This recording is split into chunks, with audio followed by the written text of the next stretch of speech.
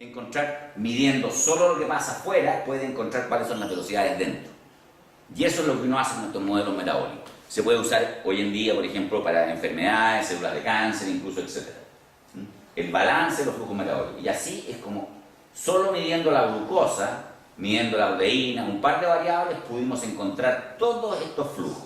Y esto, cuando yo se lo mostraba a los biólogos, no me creían para nada.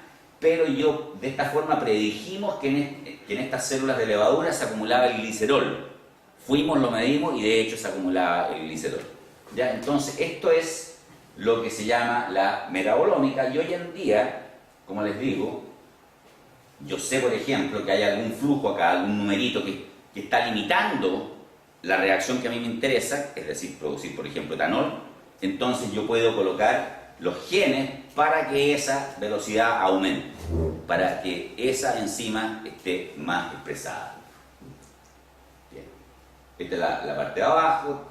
Todo esto es el metabolismo principal. Entonces eso en el fondo es lo que es, por decir así, la metabolómica.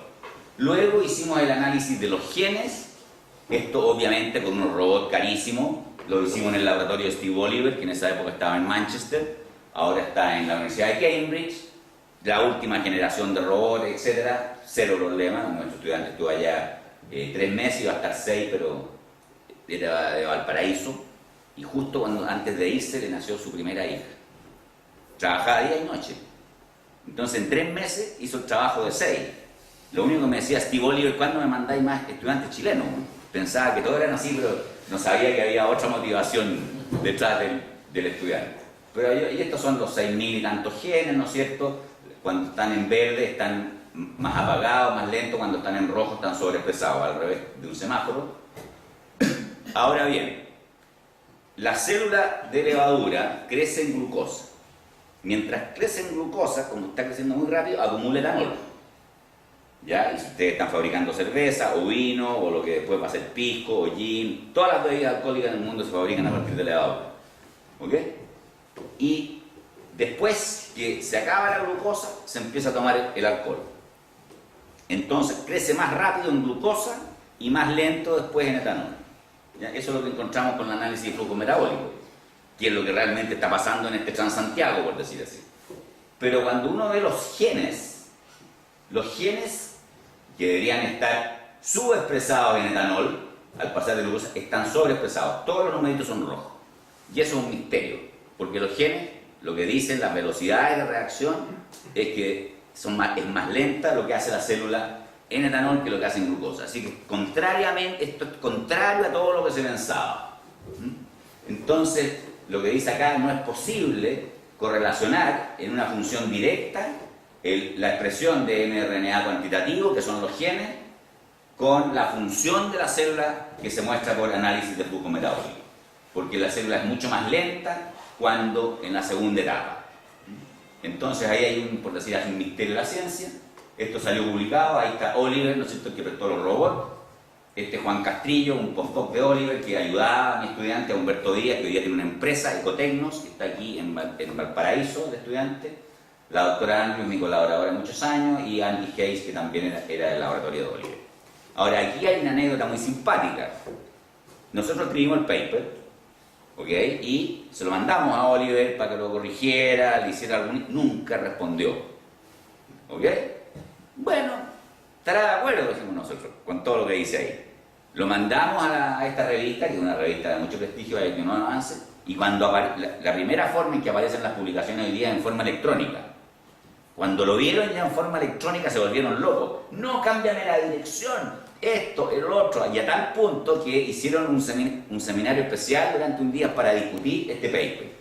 No sé si no estaba convencido que estos resultados que habían salido medio contradictorios o qué, o si no estaba muy convencido que estos sudacas sabían escribir paper como la gente, pero fue una reacción muy, muy divertida. Justo hace un mes estuve dando un seminario ahí, no invitado por él, sino que invitado por otro científico del departamento de bioquímica, Sir Tom Blandell, un científico por las constituciones científicas tiene el título de Sir, ¿ya? Y estaba también Oliver en el departamento escuchando el seminario, y ahí mostré también estos resultados. Pero por culpa de este instituto, sistemas complejos, ¿no es cierto?, hemos tenido interacciones con goles, y un día Gole era presidente del CONICYT, tenemos una discusión, mira, que a él le interesaban las redes de genes. Los genes, ¿ok?, sintetizan una proteína, ahí está el RNA mensajero, y la proteína es la que hace funcionar, detrás de cada una de estas flechitas hay una o más proteínas que hacen funcionar el metabolismo. Entonces el orden aquí es genes, ya, que hacen funcionar. Estos son como los genios que hacen funcionar el Transantiago, ¿ok? Estos son los genes que hacen funcionar el metabolismo. Entonces, aunque Gole le interesaba genes interactuando con genes, yo le dije, no, la gracia es no solo genes interactuando con genes interactuando con metabolismo. Hicimos el primer modelo matemático discreto con goles de genes regulando el metabolismo. Ahí están los genes que pueden estar activos o inactivos. Ahora ese gen da origen a la enzima que permite que haya flujos metabólicos. Esos pueden ser altos, medios o bajos, altos, medios o bajos en sentido opuesto, y aquí hay sustancias que regulan, que le dicen, no, paremos esto porque ya se acumuló mucho etanol o mucha. Esos son los mecanismos, son los 3 niveles. Y aquí está el modelo que construyó un estudiante nuestro, que ahora sacó un doctorado en MIT. Glucosa, esta es nuevamente la vía metabólica, las fichas negras, similar a la otra vía metabólica, un poco más simple. Esto es una bacteria que se llama Escherichia coli, y en esta bacteria se sabe que cuando hay 3 fuentes de carbono presentes, glicerol, glucosa y acetato, siempre se come primero la glucosa, y solo una vez que se acaba la glucosa come el glicerol, y solo una vez que se acaba el glicerol se come el acetato. Y estas flechas azules son todas las interacciones de los genes ya con la vía metabólica. Esto es lo que se sabía en la literatura. Sin embargo, hicimos el modelo matemático, pero para que se comportara, para que se comportara tal como se comporta en la naturaleza, que primero se degrada la glucosa, segundo el glicerol y tercero el acetato, se necesitaban estos jokers aquí. Esos genes nunca nadie los había escrito, ¿ok? Porque si no, no se comportaba el modelo tal como se comportaba en la práctica. Me parece que esos jokers ya fueron encontrados por aquí. Este mismo tipo de análisis lo hemos hecho ahora, estamos en Chile, ¿no es cierto?, país minero. Esta es la primera publicación de un modelo estequiométrico de esta bacteria que se usa para hacer lixiviación de cobre, lixiviación microbiana. Y ahora tenemos otro también, el Leptospirillum, que es uno que se usa realmente en Chile, y aquí está nuevamente el análisis flujo metabólico. Entonces, este tipo de estudio se puede hacer con todo tipo de microorganismos. Y nuestra apuesta más reciente, con un colega británico, Alan Bull, es microorganismos del desierto de Atacama. El desierto de Atacama es uno de los más secos del mundo. Sin embargo, como es tan seco, hay bacterias en el suelo, en la tierra, y hay mucha radiación. Entonces hemos encontrado microorganismos que se llaman actinomicetes, que de suelos superáridos del desierto de Atacama, que tienen distintos tipos de propiedades, por ejemplo, drogas anticáncer, antibióticos y enzimas. Característica especial de Chile. Y ahora vamos a pasar al segundo tema. Esto entonces era el tema de la metabolómica, ahora vamos a pasar al tema de la ingeniería de proteínas. Las proteínas son una cadena lineal de aminoácidos, tal cual. Eso es una proteína. ¿Ok? Y en total, en toda la naturaleza, solo hay 20 aminoácidos. ¿Ok? Entonces, toda la vida que existe en el planeta, las proteínas son los catalizadores, las que permiten la interacción. ¿Ok? Es como dice acá, estructura, secuencia lineal de aminoácidos. Y todas las proteínas que tiene el ser humano, todas las proteínas que tienen todos los seres vivos, solo tienen 20 aminoácidos. Y esa secuencia es la que determina la estructura que se llama secundaria y la estructura terciaria. Secuencia, secundaria, hélices alfa y hojas beta, y la terciaria ya que es la pelota de fútbol, ya la estructura tridimensional. Y en alguna parte ahí está el sitio activo de la insulina, de la enzima que se usa para fabricar queso, el cuajo, ¿no es cierto?, etc. ¿Y qué es lo que es una proteína denaturada? Una proteína denaturada, una proteína muerta, una proteína que ha perdido la actividad y ya no tiene esta estructura tridimensional, sino que es como esto. Si yo tomo, ustedes seguramente han visto un alimento que se llama el huevo. Pueden hacer un experimento llegando a la casa, ponen un huevo, lo ponen en agua hirviendo durante 10 minutos, ¿ya? Y después parten el huevo sin hervir y el huevo con hervir, y la clara del huevo está totalmente denaturada. Eso es lo que es una proteína denaturada, ha perdido la actividad, ¿ok? Y nuestros estudiantes hacen un experimento para transformar el huevo cocido en huevo crudo, porque con productos químicos se puede transformar la clara de huevo denaturada en clara de huevo original. Para eso, entonces, para que tengan una idea de lo que es una proteína denaturada, pero en el fondo las proteínas, todas las actividades que tenemos en el organismo están dadas por proteínas, enzimas, hormonas, etc. Y hoy en día, conociendo esta secuencia, aun con el computador más potente, no se puede predecir todavía la estructura tridimensional. Se pueden tomar modelos de otras y eso es algo que se hace, como les voy a mostrar ahora. Entonces, ahí está el ser humano, ¿no es cierto? Este es un cromosoma. Estos son los genes. 4 nucleótidos, G, A, T y C. Y esos 4 nucleótidos dan origen a los 20 aminoácidos.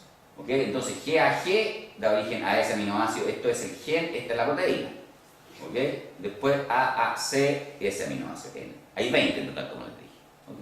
Y a medida que avanza la evolución, ¿no es cierto?, se producen mutaciones, una cierta, y gracias a esas mutaciones yo puedo saber, con solo una proteína o el pedazo de una proteína, yo puedo saber, si comparo esa proteína en el ser humano con la de un gusano, con la levadura, cuán distante está en la evolución de un organismo de otro, del ser humano. Y esto es una cosa que se llama análisis filogenético. De hecho, se pensaba que el ser humano tenía 100.000 genes, porque tiene más o menos 1 millón de proteínas distintas. ¿Ok? Y cuando el señor Venter, Craig Venter, que estuvo hace unos años acá dando una charla, ¿no es cierto?, que descifró el genoma humano, encontró que el ser humano solo tenía 30.000 genes, los mismos que un gusano. Conociendo a algunos seres humanos, ¿no es cierto?, no llama la atención, pero estos 30, entonces la complejidad no está en los genes, no somos nuestros genes. Cuando Watson y Crick en los años 50 descifraron el DNA, la doble hélice, pensaba que todo estaba en los genes. Pero no están los genes porque tenemos los mismos genes que un gusano, entonces obviamente la complejidad viene después. Bien, hablamos de metabolómica, ahora vamos a seguir un poco más de proteínas. Esta proteína, por ejemplo, fue diseñada en el laboratorio por evolución acelerada. Esta proteína no existe en la naturaleza. Puede que exista, pero nadie la conoce, puede que haya existido hace millones de años, puede que haya existido en unos a futuro, digamos. Nosotros, obviamente, cuando nuestro grupo se avecinó en Chile hace 16 años, exactamente, teníamos que hacer algo, nosotros éramos expertos en proteínas, y teníamos que hacer algo que tuviera sabor a empanada de vino tinto. ¿Ya? Entonces dijimos, mira, Chile tiene una tremenda ventaja porque está al lado de la Antártica. Australia está mucho más lejos, Tasmania y Nueva Zelanda igual. Y acá mis estudiantes toman un avión y en 3 horas están en la Antártica. Porque Chile se acerca a la Antártica y la Antártica se acerca a Chile. Así fue como nos interesamos por proteínas o enzimas de la Antártica. ¿Cuál es la característica de las enzimas de la Antártica? Son enzimas que tienen alta actividad a baja temperatura. Nuestro primer objetivo era detergentes que se pudieran usar no a 60 grados como los detergentes normales, porque todos los detergentes tienen enzimas para ayudar a degradar las grasas, las manchas de lípidos, de proteína, pasto, etc. Todos los detergentes en el mundo tienen enzimas. Pero esas enzimas funcionan óptimamente a 60 grados. Entonces nuestro objetivo era poder desarrollar detergentes, y así fue como encontramos esta primera enzima. Ahí está el sitio activo, los estudiantes le ponieron guanasa, esta viene del estómago de krill, y solo con 1/3 de la secuencia de esa proteína nosotros sabíamos que era original, no estaba en ninguna base de datos en el mundo, así que era patentable. Y de hecho con ese 1/3 se hizo este árbol filogenético. Ahí está la de krill, aquí hay otras marinas. Entonces este árbol filogenético que se hace con ese pedacito de secuencia, como todos estos organismos tienen tripsina, entonces se alinean las tripsinas y se ve cuán lejos estaba la nuestra de las otras. Sin embargo, como teníamos solo 1/3 de la secuencia en el laboratorio, porque el DNA llegaba al laboratorio degradado, entonces los estudiantes tuvieron que ir a buscar muestras de krill y las trajeron en nitrógeno líquido. Bien. Hasta ahora hemos encontrado 3 enzimas. Esta es la de krill, que ya se otorgó la patente el año 2007, tiene aplicaciones médicas. Esta es una que tiene un gran potencial para detergentes. Hay una patente en Estados Unidos que está en trámite, desde hace más de un año, y esta es una silanaza que se encontró con potencial para biocombustibles. Así es que las tres son totalmente originales. Entonces, uno puede hacer como un pequeño modelo. Este modelo se hizo comparando modelos de estructuras ya conocidas. En Internet, en las bases de datos, hay algunas tripsinas que se han cristalizado, como se dice, y se conocen. Entonces, en base a nuestra secuencia, nosotros podemos armar un modelo muy similar al modelo de la realidad. Y ahí se puede hacer esto se llama relación estructura-función. Es decir, yo puedo decir, si le cambio un aminoácido, por ejemplo, una glicina en la posición 166, entonces cuando se tiene un modelo de la estructura, uno puede proponer mutagénesis sitio dirigida, es decir, en aminoácidos específicos cambiar un aminoácido por otro. Todo esto se hace con las famosas técnicas de la ingeniería genética. Y puede decir, bueno, aquí puede mejorar la actividad o puede no mejorar.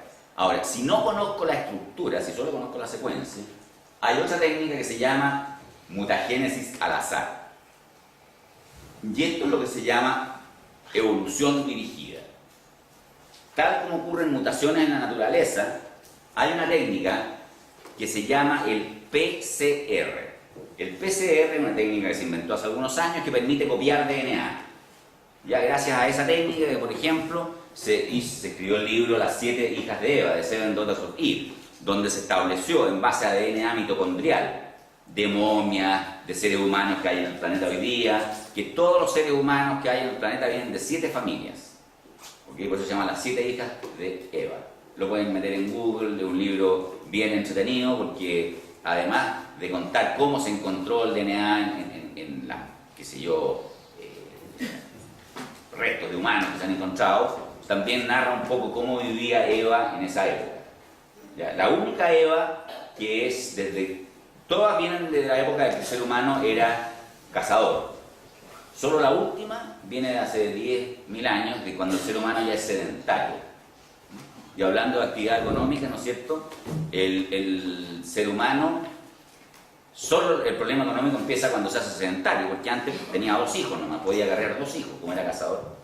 ¿Ya? Entonces no crecía la población en el planeta. Y solo cuando el ser humano se hace sedentario, en la época de los sumerios, qué sé yo, es cuando empieza a aumentar la población, empieza a plantar los tomatitos, que en esa época eran de este porte, el trigo, ¿no es cierto? Y empieza el intercambio comercial, etc. Pues bien, esta técnica que se llama PCR también sirve para reconocer parentesco. El padre de don Francisco estaba ahora haciéndose la prueba esta, ¿no es cierto? Para saber, ¿ves? Es un problema muy cotidiano esto, ¿ya? Entonces, todo eso se hace gracias a la técnica que se llama PCR, que con una molécula de DNA uno puede hacer millones de copias. ¿Okay? Y nosotros lo que hacemos es, hacemos el PCR, hacemos miles de copias, por ejemplo, una proteína que tiene 300 aminoácidos, pero le cambiamos un poco las condiciones de reacción para que haya un par de mutaciones, que se ve acá. Mutagénesis al azar. Uno tiene una cierta enzima y hace 3.000 copias con 1 o 2 mutaciones por encima. Por lo tanto, si tenía 300 aminoácidos, hay chances de que cambien algunos. De estas 3.000 copias, 2.950 van a tener la misma actividad que la original, porque las mutaciones eran irrelevantes. Pero va a haber unas que tienen menos actividad y unas que tienen más. Y ahí, y por lo general, por cada generación, uno puede duplicar la actividad. ¿Okay? Entonces, en la primera generación, en la posición 322, el aminoácido H cambió por R, y en la 370, el Y por F. Otra ronda de mutaciones. Aquí estos cambios. Otra ronda, y así ustedes ven que uno va acumulando mutaciones. Y la actividad en cada generación aumenta más o menos al doble. Lo único que hay que tener es un método de análisis visual muy rápido, porque si uno tiene 3.000 mutantes en cierta cantidad de placas de laboratorio, ¿no es cierto?, uno tiene que poder distinguir con la vista las 10 mejores para poder después hacer un análisis más riguroso. Esta era la actividad original, aquí están las que están mejoradas y aquí están las que empeoraron. Esto es un análisis rápido comparado con el análisis riguroso. Entonces, esta evolución dirigida la hacemos todo el tiempo en el laboratorio. ¿Okay? Ya sea para mejorar la actividad esta evolución dirigida que se llama. ¿Ok? Bien, ya que hemos hablado de la parte científica, la última parte de la charla, ¿no es cierto?, de a dónde viene la evolución. ¿A quién se le ocurrió esto, la evolución? Bien, y la evolución es clave tanto para la ingeniería metabólica como la ingeniería de proteínas, que es lo que hablamos, porque uno tiene que uno hace evolucionar tanto los microorganismos como las proteínas. Bien, este libro, El origen de las especies, publicado, y esto es lo más importante, 1859, no se olviden de esa fecha. ¿Okay? El señor Darwin, algunos de ustedes habrán escuchado hablar de Darwin, 1859. ¿Okay? Muchos años antes, en 1831, se publica un aviso, se buscaba un naturalista para subirse a este vapor, el Beagle, ¿no es cierto?, para recorrer el mundo. En esa época, tanto navegantes de distintos países iban a Australia, iban a Latinoamérica para llevar muestras, para llevar a Inglaterra y hacer estudios de las especies en la Tierra. Pero además, Gran Bretaña era un gran poderío naval. Entonces los británicos hacían mapas el segundo objetivo de estos viajes era hacer mapas. Y el barquito este en que Darwin recorre el mundo durante 5 años era una porquería, o sea, era más o menos del largo de estas 2 piezas, ¿ya? Y para Darwin, su pasada por Chile fue central, porque estuvo mucho tiempo en Chile, casi 3 años. Hay un libro que ya lo voy a citar, de Judy Levitch, de la época de Darwin pasando por Chile. Primero porque el terremoto anterior al que hubo el 27 de febrero este año, en esa misma zona, fue el que vio Darwin en 1835. Vio cómo la Tierra se movía. ¿Okay? Cuando uno viene del sur de Inglaterra, donde es todo pasto, verde, lo único que hay son lomas, ¿okay? No se le ocurre que la Tierra, que las montañas se mueven y que los geólogos estudian fluidodinámica y cosas de ese tipo, ¿no es cierto? Cuando entró a la Academia de Ciencias un geólogo argentino, cuyo especialista es el movimiento de la cordillera de los Andes, ahí yo aprendí que Santiago y Buenos Aires se acercaban 5 centímetros en 30 años, 40 años. Ahora, lo único bueno es que Chile se está moviendo sobre Argentina. ¿Ok? Bien, si hay algún argentino acá, me disculpo. Luego, cuando Darwin cruzó a Mendoza, a 1000 metros de altura vio fósiles marinos. Esto está raro, ¿eh? Fósiles marinos, ¿no es cierto? Ya a 1000 metros de altura en la montaña. Cruzó a Patita, Mendoza. Y cuando Darwin venía con Fitzroy era el comandante del barco, muy joven también. ¿Ok? En el barco venía un par de fueguinos que habían ido con Fitzroy a Inglaterra. Y uno de ellos, el más popular, es Jemmy Button. ¿Ok? Fitzroy llevó a 4 fueguinos muy jóvenes a Inglaterra, pero no solo los llevó. Jemmy Button se quería subir al barco con Fitzroy. El padre de Jemmy Button iba a la Antártica con barcos que venían de California a cazar lobos marinos. Entonces, como los tipos vivían ahí a temperaturas cercanas a 0 grados, eran duros, buenos para el trabajo, los subían a estos barcos y los llevaban a la Antártica a cazar lobos marinos, ¿ya? A los fueguinos. Y Jemmy Button veía cada vez que volvía el papá, había aprendido cosas nuevas. Entonces eso lo fascinó. Y ya vamos a hablar un poco más de Jemmy Button, pero esto a Darwin le impresionó mucho. Jemmy Button volvía a Inglaterra muy empírico. Le llamaban Jemmy Button porque le encantaban los botones de oro, los cuellos, todas las cosas. Y había aprendido inglés muy bien en Inglaterra, en un colegio, ¿no es cierto? Y conversaba con Darwin y Button. O sea, se movía poco. Entendía el mundo de los animales. Entonces Darwin estaba muy interesado en esto, como gran naturalista. Y cuando ve que llegan a Tierra del Fuego, y el Button se saca la ropa y se va con los de él. Y estos que veía, que eran fueguinos, que los veía Darwin, él los llamaba miserable and degraded savages, salvajes, miserables y degradados. Entonces ahí vio que, como el ser humano y el animal la cosa está bien cerca de él. ¿Ya? Ese fue el tercer elemento. Y solo el cuarto elemento es lo que vio en las Galápagos, ¿no es cierto?, donde en distintas islas se habían desarrollado la misma especie en formas distintas. Pero tres elementos centrales, que es algo que es bastante desconocido en el resto del mundo, de lo que vio Darwin, lo vio en Chile. Estos son los viajes de Fitzroy, los barcos donde, qué sé yo, hacían planos, etcétera. Ya ese es de 1839, solo un par de años después del viaje de Darwin. Aquí está, ¿no es cierto?, Darwin subió, bajó, volvió un poco a Argentina. En total, Darwin estuvo 3 años dando vuelta por estos lados. El viaje en total duró 5. ¿Okay? Entonces, y esto es un libro de David Judilevich, que es un profesor chileno que fue profesor universitario en Londres. ¿Okay? Originario. Y este es Darwin joven, y este libro también es bastante entretenido, muestra toda la pasada de Darwin por Chile. Entonces, Fitzroy, el año 30, llegó a Jemmy Button con otros 3 fueguinos, estuvieron casi 2 años en Inglaterra.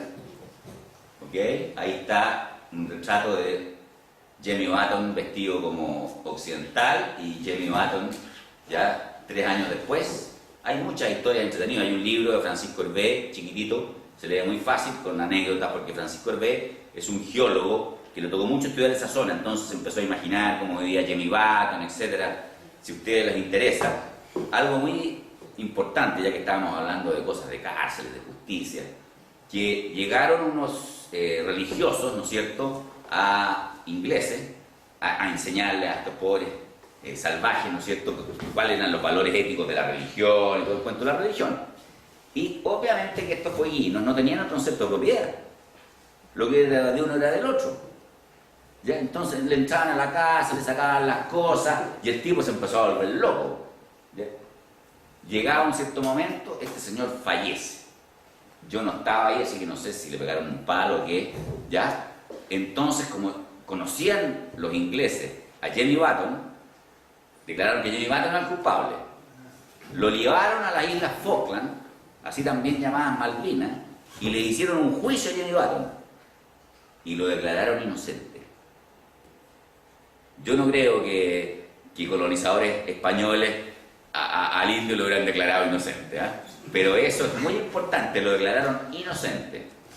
Bien, ese es el colegio donde estudió inglés Jemmy Button en Inglaterra, y lo más interesante es que Fitzroy, que estaba muy bien conectado, los llevó a tomar té al palacio con el rey y con la reina.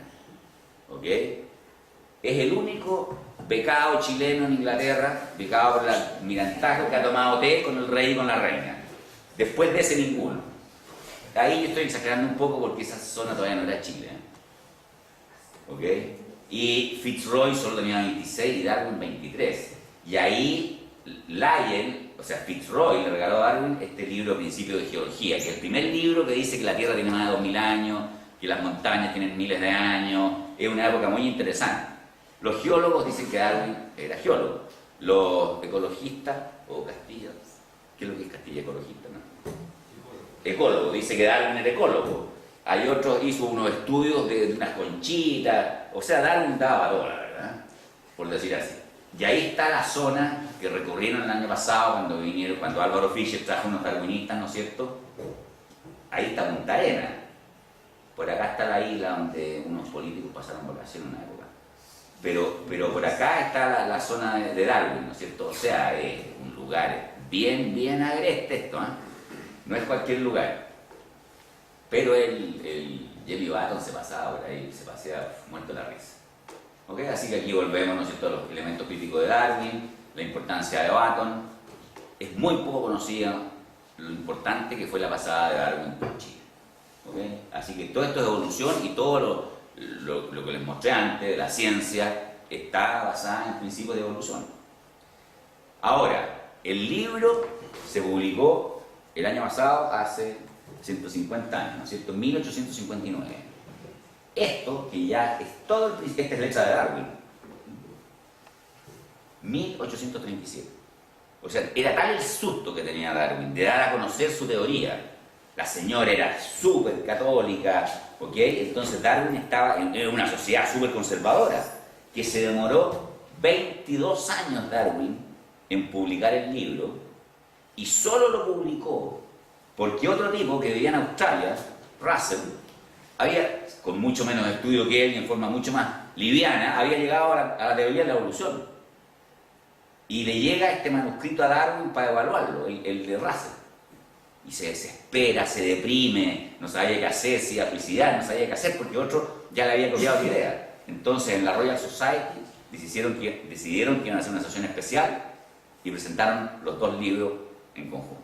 Pero obviamente el de Darwin era mucho más tenía mucho más teoría detrás, y gracias a eso que se llama la teoría de Darwin.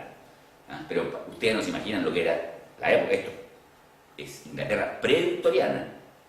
¿Okay? El rey y la reina era el rey anterior a el papá de la reina Victoria, con el que tomó de Darwin. ¿Okay? Entonces todo esto que hablamos de metabolómica, todo termina en Darwin. ¿Visto? Darwin ni pasó por ahí, ni tiene genes, esto. Yo les digo a los gringos que esta es la vista de mi laboratorio. ¿Okay? Hay que tener buena vista, tiene que ser un día claro, pero esos son detalles. Así que muchas gracias por vuestra atención. Espero que se haya gustado.